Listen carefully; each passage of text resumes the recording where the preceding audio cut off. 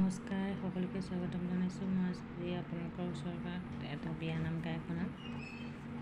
বিয়ানামটি মোৰ ভাল লাগে, সেইকাৰণে মই আপোনাৰ ওচৰত গালোঁ। ভাল পায় এনে জনাব। বিয়ানামটি শুনিলে দুখেই লাগে। এজনী মাকে ল'ৰা ছোৱালীৰ কাৰণে কিমান কষ্ট কৰিব লাগে, সেই দুখবিলাক মানে এজনী মাক হৈ গ'লেহে গম পোৱা যায়। গতিকে মই আপোনালোকৰ ওচৰত শ্বেয়াৰ কৰিছোঁ।